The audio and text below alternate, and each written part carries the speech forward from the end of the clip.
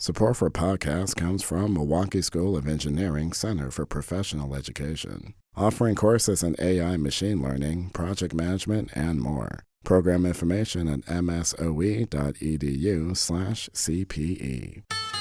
From 89.7 WUWM, Milwaukee's NPR, this is Lake Effect. I'm Joy Powers. Today we'll chat with Milwaukee County Executive David Crowley about the year that was 2025 and what's to come in 2026. Then, in a new Capitol Notes, we'll get a preview of state politics in this midterm election year. For Republicans, they really need to see voters feel better about the economy. Yes, there are lots of good signs out there about, the stock market, stuff like that, but it's all about affordability. And people, in poll after poll, don't think they can make ends meet right now. Plus, could singing improve heart health? We'll talk with a local doctor who's leading that research. We didn't know what singing does to the endothelial cells or the function of them. And so this is like a very innovative research question, and it's got a lot of attention. All of that is coming up on Lake Effect. This is Lake Effect from 89.7 WUWM, Milwaukee's NPR. I'm Joy Powers, and thank you so much for joining us. 2025 was a big year in politics. For many Wisconsinites, the year brought uncertainty and cuts in services, despite paying more for most necessities. That includes major increases in property taxes and bus fares, alongside cuts to bus services. Milwaukee County Executive David Crowley joins me now to talk about what the past year has been like for the county and his hopes for the future. County Executive, thank you so much for being here. Always a pleasure to be on with you. Thank you for having me. So as you look back at the year of 2025, what would you say were the biggest challenges facing the county?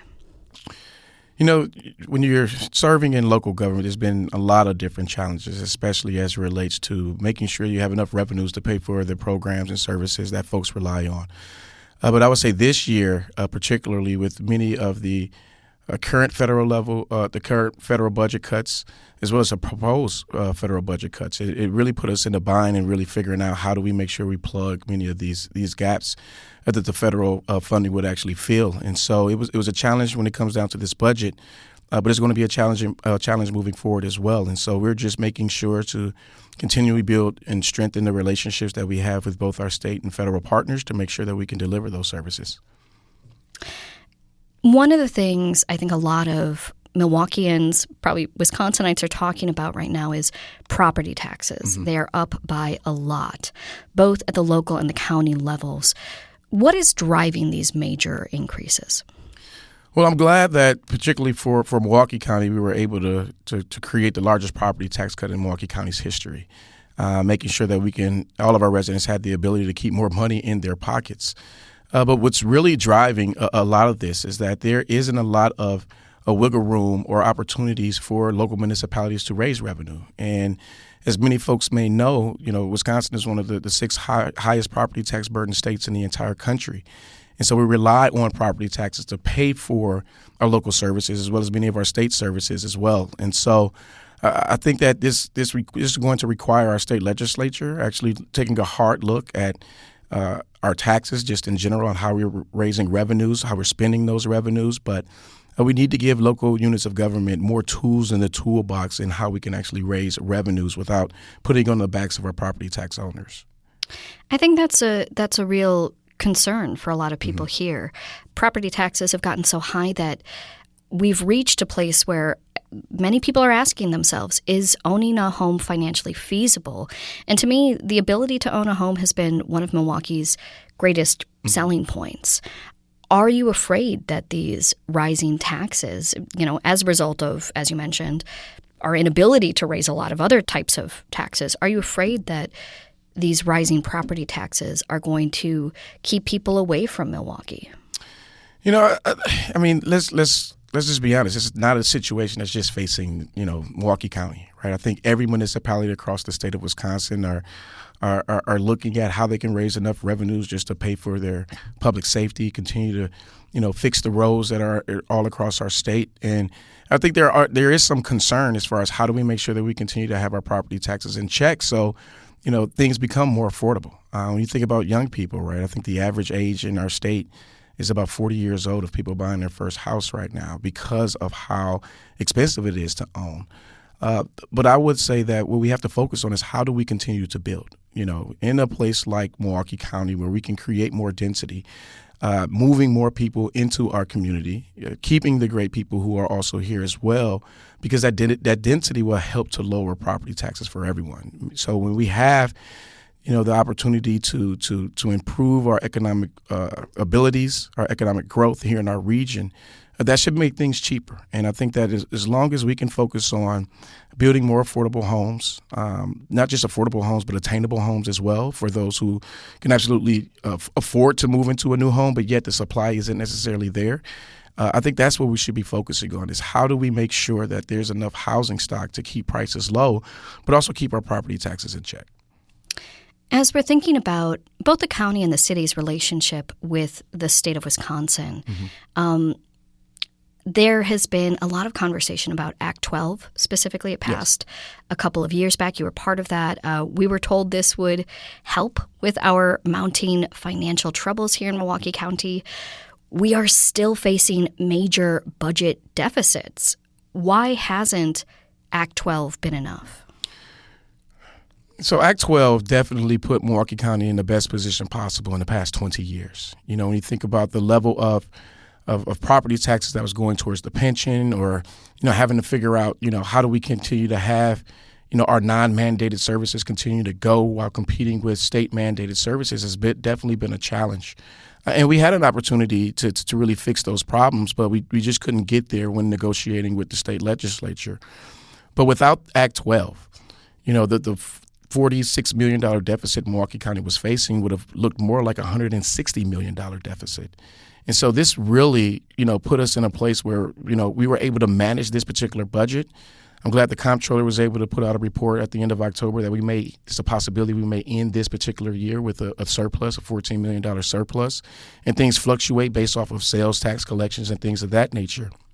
But I think that this is the conversation that not just Milwaukee County, but cities, towns, villages, counties across this state are continuously having with our Wisconsin state legislature, because we need a great partnership. We need to make sure that, we can invest in the programs and services that people rely on. People need fire. They need police. They need their roads fixed.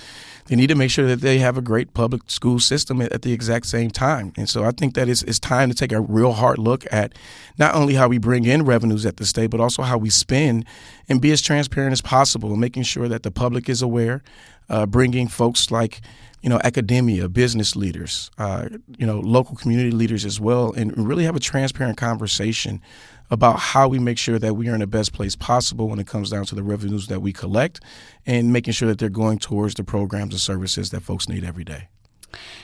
I often hear this phrase that Milwaukee is the economic engine of the state. And yet we've continued to face budget deficit after budget deficit, which, as you've mentioned, is at least in part due to the Wisconsin legislature's relationship with the city and the county. Is it time for the county to negotiate something else to make sure that more of our money is coming back to our community, more of the money made in Milwaukee County, in the city of Milwaukee, is actually going to help the people who live there?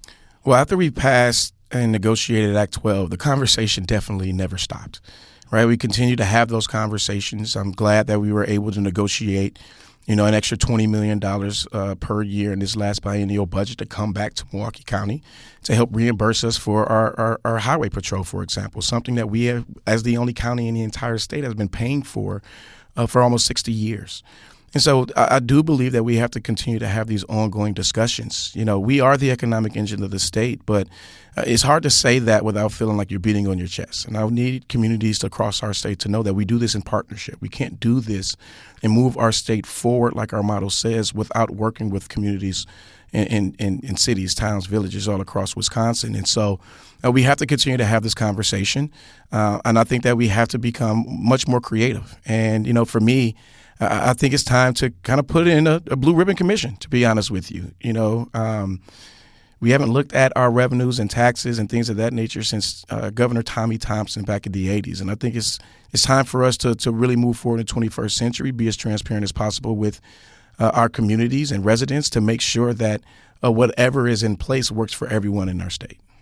When you say Blue Ribbon Commission, can you unpack that? What would that look like? So a Blue Ribbon Commission is when a governor basically brings in folks from academia, from business groups. It could be local elected officials. It can be just the public in general, and really just creating a public forum to look at how we actually bring in revenues to the state of Wisconsin, but also how we spend those dollars. And I would charge that Blue Ribbon Commission to look at other states. What is working in those states? What can we begin to adopt in the state of Wisconsin to make sure we have enough revenues and that we're actually spending our dollars wisely on programs and services that help to improve the quality of life of our residents? And I think it's time for our state to do that again. If you're just tuning in, this is Lake Effect. I'm Joy Powers, and I'm speaking with Milwaukee County Executive David Crowley. Moving to transportation, specifically MCTS, fares are being raised from $2 to $2.75 for regular fare. Mm-hmm. That's a big jump, and the community response has not been great. Mm-hmm. So first, why so high? Well, one, I definitely understand the concerns that the community members have. Our Milwaukee County transit system fares have not changed in almost a decade, probably even more. But we have to make some tough decisions and really take a hard look at how we right-size this system to make sure that our visitors and our residents have the opportunity to have a transit system that's going to continue to be there for generations to come. And so the fares that are being raised is to make sure that we can continue to have this system, make it solvent, because we don't have any other way to really raise any revenue for Milwaukee County in general. The only tool that we have in the toolbox is the vehicle registration fee. And so we want to make sure that we're balancing community needs as well as, what we have in the bank as far as the resources and revenues that we have coming in. But, this increase is to make sure that Milwaukee County transit system is successful and that we're not interrupting people's ability to get to work, to school, or their medical appointments. Mm. MCTS was actually called out recently by Wisconsin Congressman Brian Stile for having high levels of fare evasion. What's being done to change that? Because it does seem like that's part of this scenario. As a bus rider myself, I don't know how to drive a car, so I always take the bus. Mm-hmm. I don't see massive amounts of people avoiding fares, but I do see it pretty regularly. Yeah, fare evasion is not unique to Milwaukee County. There are public transit systems all across the country, even the largest ones, who are dealing with fare evasion in some type of capacity. And, we've charged our new president and CEO, Steve Fuentes, to really tackle this issue. And, we've invested dollars and resources in making sure that there's security that is there to make sure that, one, they're keeping our riders and our operators safe, but to have a level of accountability to make sure that folks are actually paying their fair share when it comes down to riding our buses. And so it's extremely important that folks understand that this is $3 million, close to $3 million for Milwaukee County, if I'm not mistaken, have been identified as far as fare evasions. But that's not the reason why we're having problems, right? When it comes down to making sure that we can replace these buses and continue to have a system that is solvent. We haven't seen an increase in aids from the state of Wisconsin, and the dollars that we do receive from the federal government can only go towards, bus replacement, capital projects. But even with the proposed cuts that we're seeing now, right, what is it at the federal level? Close to $120 million that would affect our entire state. That's about $25 to $30 million that will be affected here in Milwaukee County if they make a decision to remove guaranteed public transit dollars to local communities and to states across our country. And so, there are a lot of things that aren't necessarily out of our control, but we are working every single day to make sure that we're holding those bad actors accountable, but more importantly, strengthening the system to make sure that people can believe in it. When you talk about strengthening the system, There have, of course, been different proposals for cutting or curtailing services. It seems like the biggest cuts have been avoided in the next budget, but there will be some cuts to services, with some lines operating only during peak times of day, fares rising, services are being decreased. That has a big impact on the utility of the bus line in the short term. I can say, fewer lines also means there's more people on your bus. It slows down services. It becomes less reliable.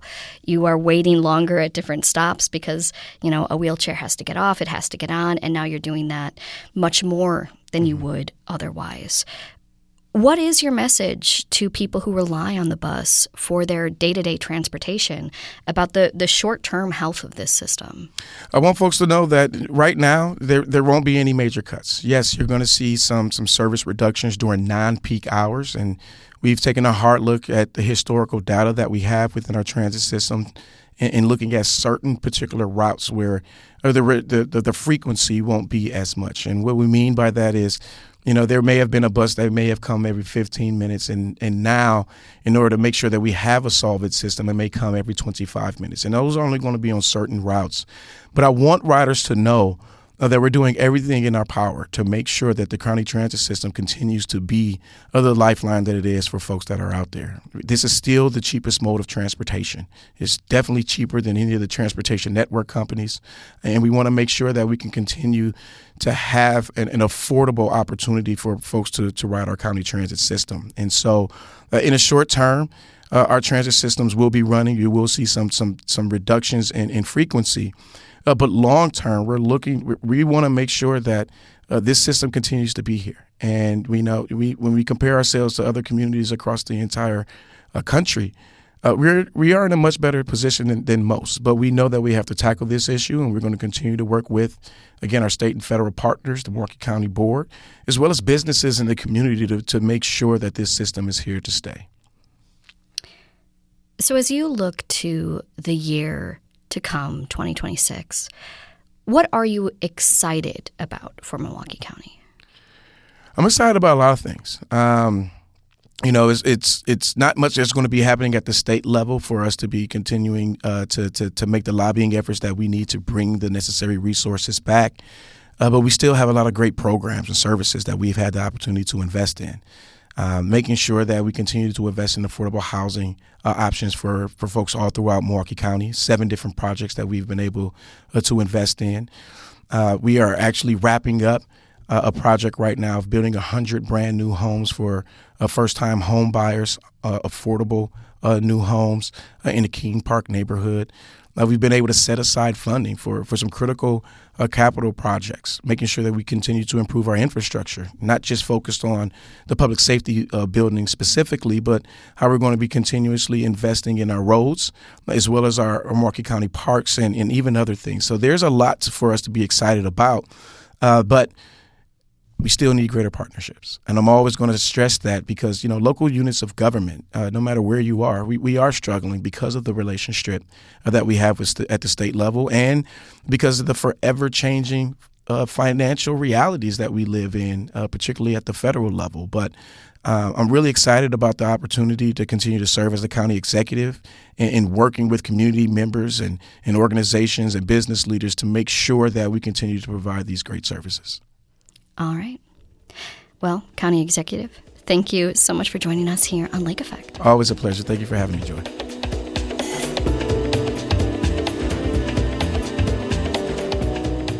David Crowley is Milwaukee's County Executive. You can find more of our political coverage at WUWM.com. In about 15 minutes, we'll tell you about new research looking at singing as a way to help improve cardiovascular health. But first, 2026 is a midterm election year. Coming up next, we'll look at what to expect from state politics in the year ahead. That's coming up on Lake Effect on 89.7 WUWM, Milwaukee's NPR.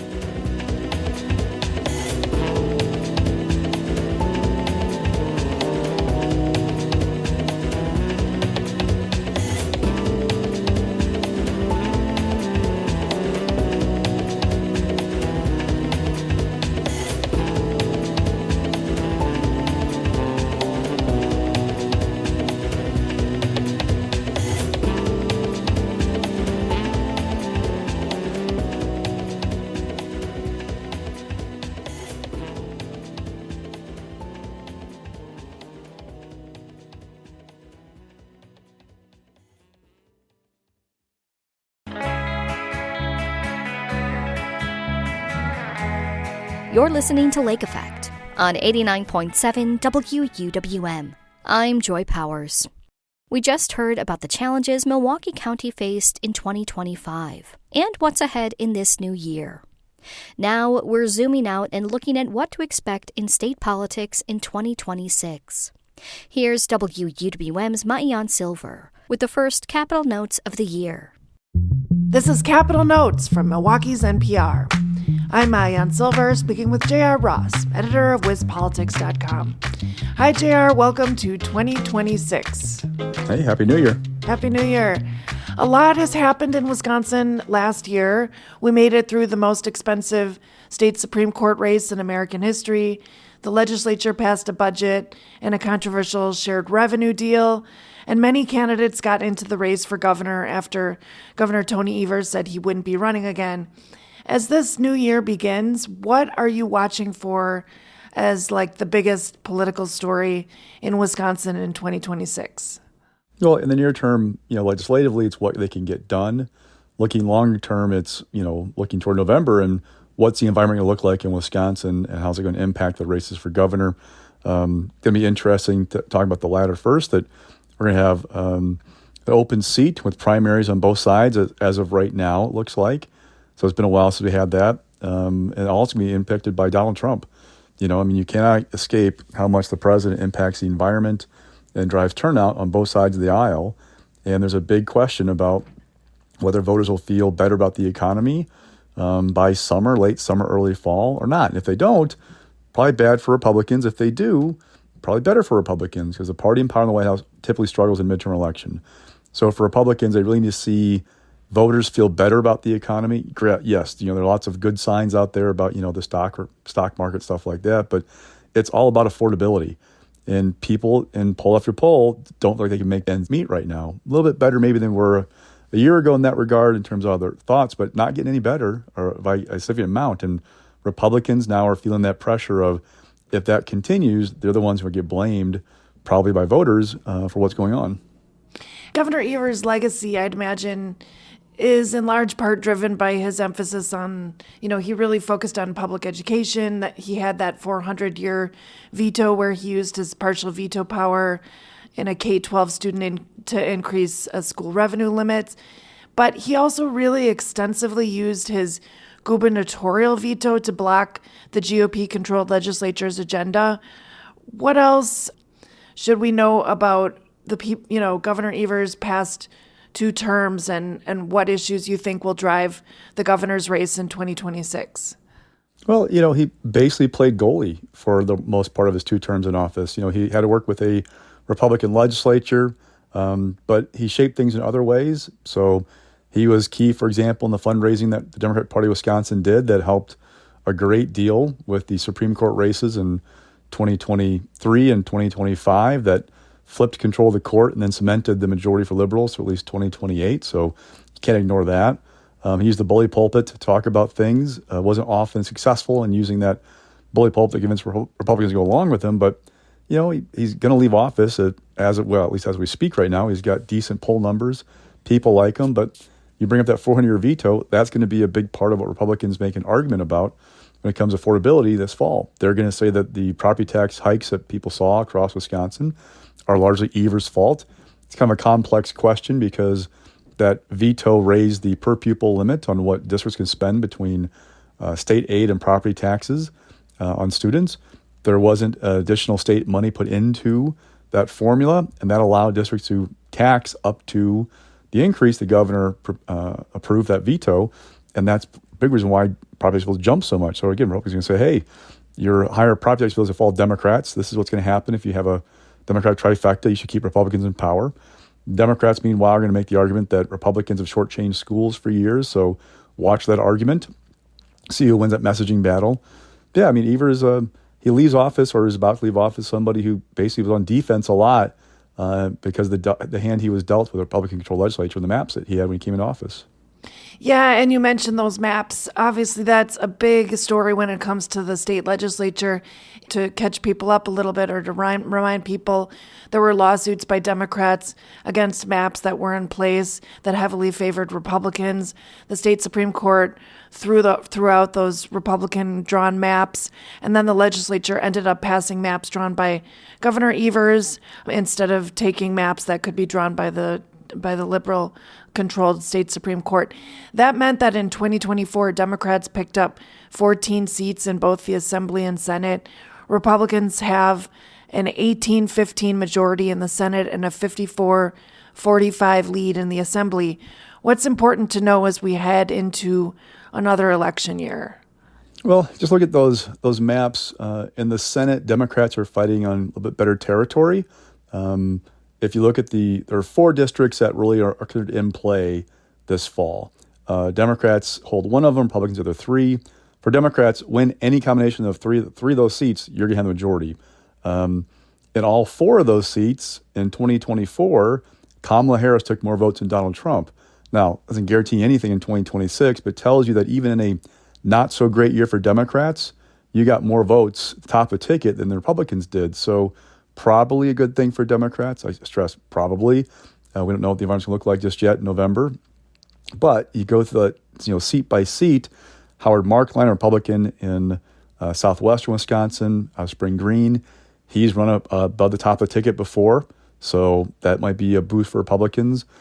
Jesse James, who's an incumbent Republican, was drawn into a different seat, is going to run in the seat he was originally put into in the new maps against Jeff Smith, a Democrat, so gives Republicans a strong candidate there. So you can see individually how Republicans could win some of these seats, but from the macro perspective, the big picture, uphill climb to maintain control of the Senate. The Assembly, though, Democrats have a smaller margin for error. They got to sweep almost all of the contested seats and hold on to a few they won by the skin of their teeth in 2024. So a little bit tougher, but still there's an avenue there. And if it weren't for kind of a string of events under Governor Evers, you wouldn't have this. I mean, Evers won in 2018. That prevented Republicans from having control to draw a new map after the 2020 census. Again, Evers fundraised for the Democratic Party. It helped raise money for those Supreme Court races that then led to on down the line. If you had a Republican-controlled legislature and governor's office or a conservative majority of the Supreme Court, you wouldn't have the maps you have right now. That's a big change in Wisconsin. That's largely due to that kind of success of Evers and Democrats in raising money. This is Capital Notes. I'm Maayan Silver, speaking with J.R. Ross, editor of WizPolitics.com. Okay, J.R., sticking with that legislative conversation a little bit, just to basically spell it out, half the Senate and the entire 99 seats in the Assembly. There's 33 seats in the Senate. So 17 seats are up for election in 2026, and all 99 seats in the Assembly are up for grabs. Can you just lay out one more time what each party would need to keep either the Senate or the Assembly? So at an 18-15 GOP majority, 4 seats in play, really. Democrats win any 3 of those, they get to 17 votes. So, boom, they got the majority. In the Assembly, 54-45, they've got to pick up. They got to keep all 45 they have and pick up 5 seats. And that puts the kind of emphasis on calling majority makers for Republicans. Dean Coffert and Nina, Jesse Rodriguez, the Milwaukee suburbs, Pat Schneider up by the Wausau area, Todd Novak over in Dodgeville, Bob Donovan, the Milwaukee suburbs. These are seats that they're kind of, decent for Democrats, top of the ticket, but Republicans have outrun that margin at the top. Dean Coffert, for example, Nina, former mayor of Nina, served in the Assembly for like a decade previously before he left and then came back. He's a little better known than the average candidate, so that helps run above the top of the ticket. Jesse Rodriguez, she's run above the top of the ticket. So those are folks you need to win. If you're Republican, they need those guys do well again, run and do well again to keep that majority. For Democrats, if you just get the voters in those districts to vote like they typically do the top of the ticket, it passes prologue, you're in good shape to win those seats, but it's not always that easy. It's candidate quality, it's fundraising, it's message. It's a whole host of things that goes into these races. And have you ever seen the state perched in another situation like it is now, where You really don't know whether Republicans or Democrats will end up having the governor's office, and there's such, uncertainty at the legislative control as well. Well, 2002, we had an interesting dynamic where it was Jim Doyle, the Democrat, running against Republican Governor Scott McCallum, who succeeded Tommy Thompson after he left. You had Ed Thompson, running as Libertarian. That created an interesting dynamic for that race for governor. Republicans flipped the state Senate that year. It was an odd election in some ways because of the so-called caucus scandal, which is faded from memory for a lot of people. But there were campaigns who were using state resources and campaigning on state time, essentially, to run their campaigns. I remember that situation. But, yeah, it's a pretty wide open right now as we speak. However, again, it passes prologue. Republicans probably don't have a great year. It depends on how bad it is, and look, 2022, we expected to be a bad year for Democrats, and they had the Dobbs decision that really energized Democratic voters about abortion and changed the dynamic quite a bit. 2018 was a wave-ish year for Democrats. 2014, wave year for Republicans. 2010, wave year for Republicans. I mean, it seems like every midterm we have this kind of a wave-type situation. But again, 2022 is an example of where there was something we weren't expecting at the end of the year that kind of threw us a curveball. So is there a curveball out there that will impact how the environment looks in 2026? We'll see. And you mentioned the Dobbs decision, and you also mentioned that the legislature this year is going to be focusing on still getting some things done in the legislature with the makeup that they have right now, as well as campaigning ahead of fall. But I'm wondering, what do you think will be like the most hot button issues and discussions before the Wisconsin legislature in 2026? Is it abortion, sports betting, data centers, something else? Well, Republicans are trying to message affordability issues, especially going after Evers and that 400-year veto. Some stuff on property tax, expect to see that. We'll see how they do with those. The online gaming bill is going to be interesting. So this bill, in Wisconsin currently, only Native American tribes can have gaming, right? It's part of the combination of federal court decisions and the compacts that were signed by governors past. So they want to allow online gaming. If you are somebody who does FanDuel or whatnot, if you're in Wisconsin and on a Wisconsin server, you can't place a bet. They would open the door to this by having the bets go through servers on tribal lands. And there's a big debate among Republicans about doing this. So will they get it done? That's a big question. The tribes are pushing for it pretty hard. There are some conservatives who have angst about it. I will bet you if you put those bills on the floor of the Assembly and Senate right now, they'd pass. But that would be with Democratic help. The question is, will Republicans do that? They often want to pass bills only with Republican votes needed to get to 50 votes in the Assembly and 17 in the Senate. And there's some real questions if they can get there. And if they don't, how will the tribes respond come campaign time? Will they help Republicans this fall, financially speaking, when it comes to campaigns? Because, it's a priority for them. These are some big questions about that bill that really make an interesting discussion in the spring floor period. Is it likely that Governor Evers would sign something if the tribes are on board with it?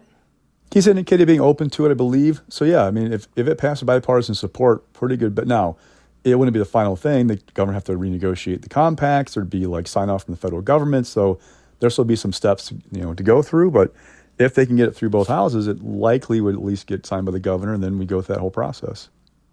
Any other big issues before the legislature this year?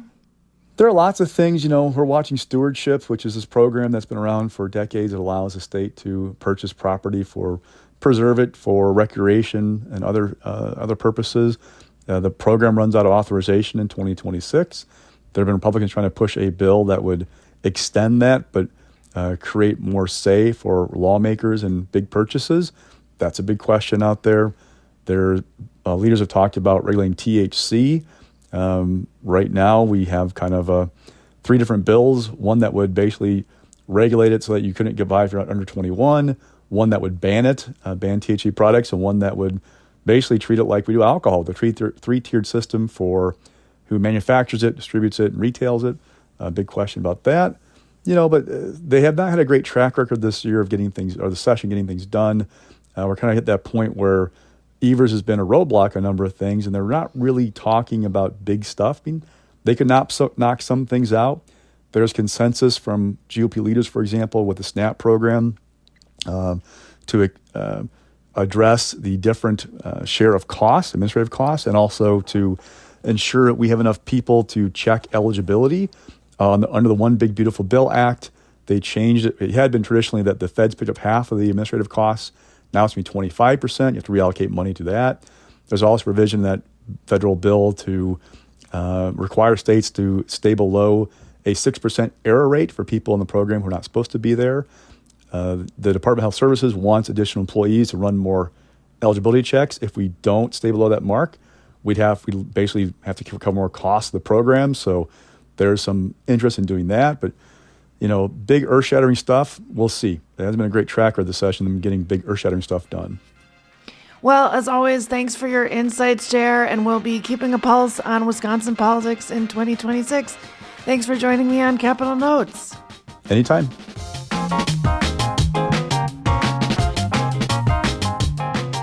Capitol Notes is WUWM's podcast about state politics. You can listen every other Monday on Lake Effect, or find it wherever you like to listen to podcasts. Lake Effect is also available as a podcast, so you can listen when you like. We all know it feels good to sing along to our favorite songs, but could singing also be a way to improve heart health? We'll learn about that research next on Lake Effect on 89.7 WUWM, Milwaukee's NPR.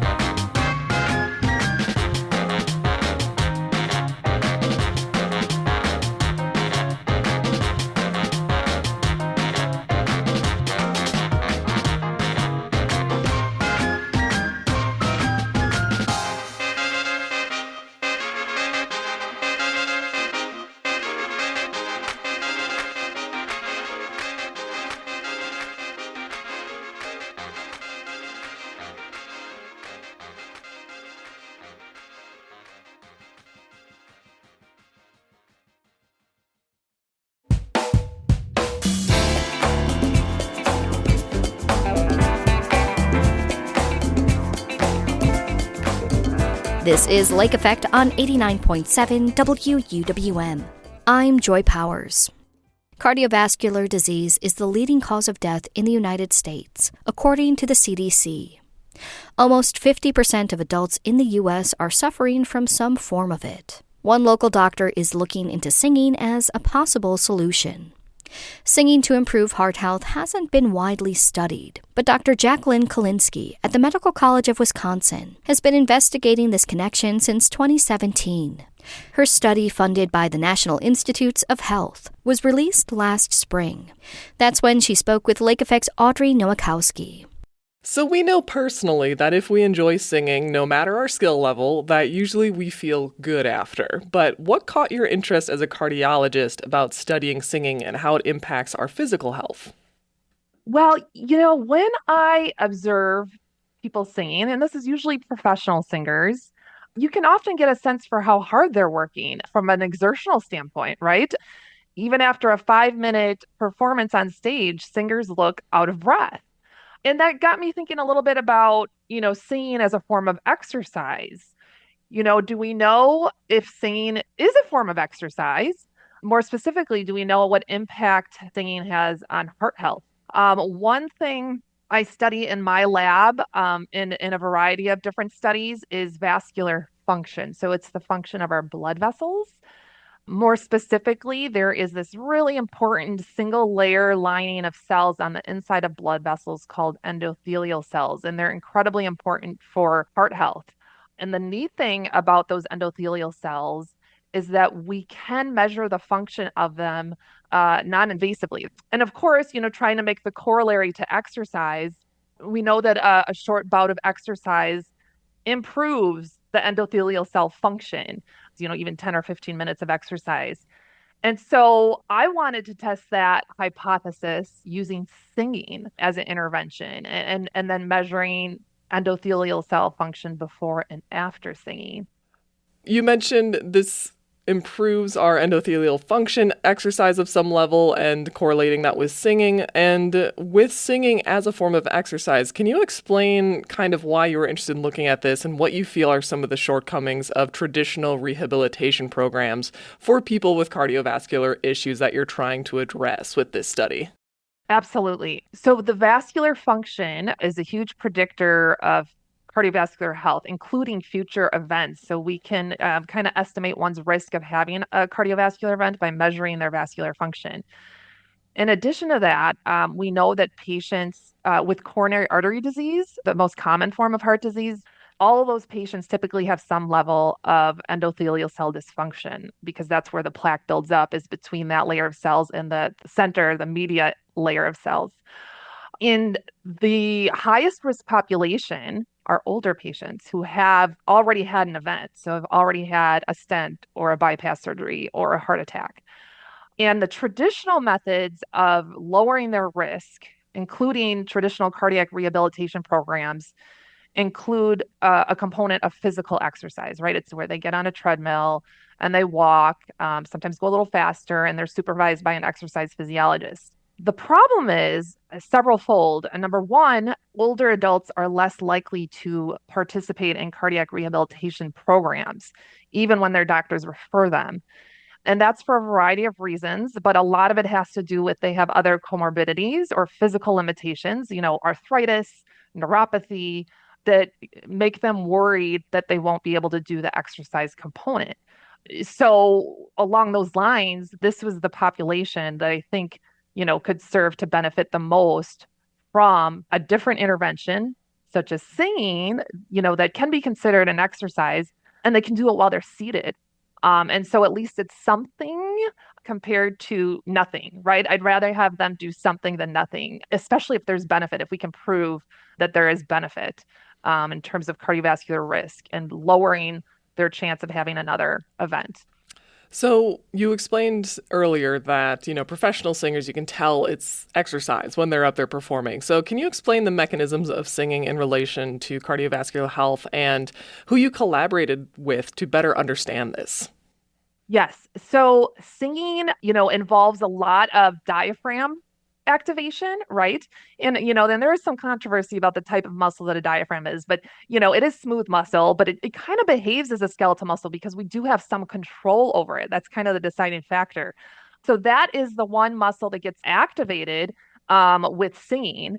And of course, when you take deep breaths and expand the lungs, you're not only working the lungs, but you're activating the vagus nerve. So it's one of the longest nerves in the body. It goes all the way from the midbrain down to the gut.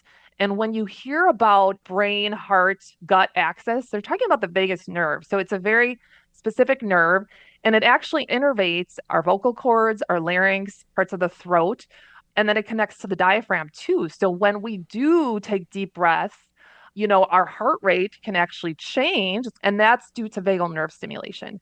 And so you can see that there are different mechanisms of the likely benefits of singing and exercise as well on cardiovascular health. And then, of course, the thing that I study too is the vasculature, the endothelial cells. We didn't know, I would say before I got into this research, we didn't know what singing does to the endothelial cells or the function of them. And so this is like a very innovative research question, and it's got a lot of attention, for good reason.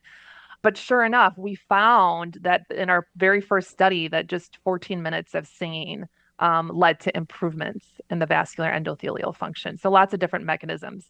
Now, to your point, Audrey, I'm not a musical expert and I don't claim to be. And so I've worked with numerous musical experts during this research. So 2 voice professors from UW-Milwaukee and UW-Madison, and then a team of music therapists, one in particular that's been with me for several years doing this research. And so they provide their expertise, and they designed and made the interventions, that we ended up using in the clinical trials. I can't do this research without that expertise. So it has been fun and rewarding to work with such a diverse group of experts. So with their input that influence what the study became. So can you explain to me what your participants went through? Yes. So, I'll talk about the big trial that we just wrapped up. It was a 5-year trial funded by the National Institutes of Health. We wanted to include number one, a control, and then we had two different singing interventions. So we had the singing intervention that we used several years ago that was successful, which was a instructional sing-along video. And so the professor of voice recorded the video. They were in the, background. So it was Wendy Rowe. She was in the background on her piano, and then she would have a patient kind of closer to the camera in the video as well, and they would sing together. She would instruct him and she would be playing the piano. And so it was consisted of 10 minutes of vocal warm up and then 10 minutes going through one song at various rhythms and tempos, and then 10 minutes of another song. And the subjects could pick the songs based on their preferences. So that was all pre-recorded, and they would just watch it, independently and sing to it, as they saw fit. And then the second intervention we did in person because, my thought was, well, like cardiac rehabilitation programs, the patient is exercising with an exercise physiologist there to help them and like coach them and guide them. And so the thought was we should have somebody in person doing that for the subjects too. And maybe it'll be even more beneficial. And so that was an in-person session with a board-certified music therapist. Now, because it's a clinical trial, we have to do our best to keep things similar. So the format was, again, similar. So 30 minutes total, 10 minutes warm-up, and then two songs of their choosing to make up the full 30 minutes. And then we had a control visit. The control visit ended up being a hearing test. So it was 30 minutes of really not doing a whole lot other than getting a hearing test done. And we performed the same measurements before and after each 30-minute session. And they had to have at least 2 days between each visit. So it was a crossover trial, which means that every subject gets all 3 visits. We ended up enrolling 65 subjects. They were all older patients with known coronary artery disease, as I said, so a high risk population that honestly serves to benefit maybe the most from this type of intervention. But what we found is that, yes, even compared to the control arm, the singing for 30 minutes led to improvements in vascular endothelial function. There was one finding that somewhat surprised me. So it was the video intervention is the one that worked, or the one that showed the improvement. So similar to our pilot study that we did before, the visit with the coach turned out non-significant. And I don't think it's because it didn't work or it wasn't beneficial. I think it had to do with, unfortunately, some interruptions during the COVID pandemic. The other thought, after speaking to other experts in this area of research, is that, perhaps there was some anxiety. If you're not like a seasoned singer like myself, like maybe it makes you a little nervous to do that. And so if nerves were playing a role, that could certainly impact endothelial function too, like anxiety or stress. But either way, it's just a really exciting area right now. So, given that, research is a long game, as you well know, and there's more stages to this and more work to do. So, what are some of your long-term goals for this study with these preliminary results that you're seeing? Yes, thanks, Audrey. It's a great question. So, eventually, I would like to see this incorporated into cardiac rehabilitation programs. That is my ultimate goal. But what that's going to look like remains to be determined. So, kind of the next step, the next grant that I'm working on and hoping to get funded is looking at group singing. And the reason for group singing is because now you're getting together members of the similar population, so the aging population with heart disease, and there is a degree of loneliness in some of these older populations. And if we can get them all together, not only could they get the potential cardiovascular benefits, but they could get all of these other social well-being, psychological benefits, and just having that social connectedness. And not only that, but when you think about long-term, how to implement this in real life settings or real world settings, we always have to think about payers and insurance and like, are they going to cover this? Is this something they would cover? And I would say they're probably more likely to cover something like this if the costs are lower, right? So we are going to be testing group singing interventions in a similar population. That's the next step. Excellent. Well, it's really exciting and interesting work. And Dr. Klinsky, I want to thank you so much for joining me to explain more about it. Of course. Thank you for having me, Audrey.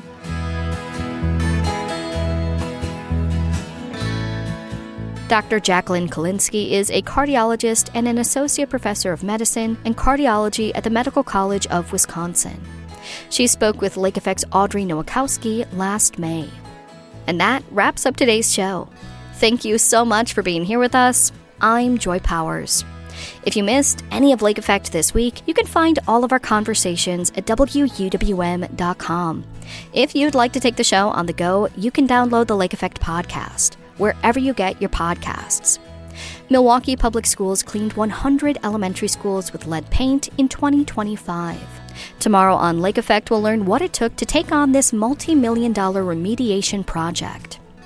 Thanks so much for joining us right here on listener-supported 89.7 WUWM, Milwaukee's NPR.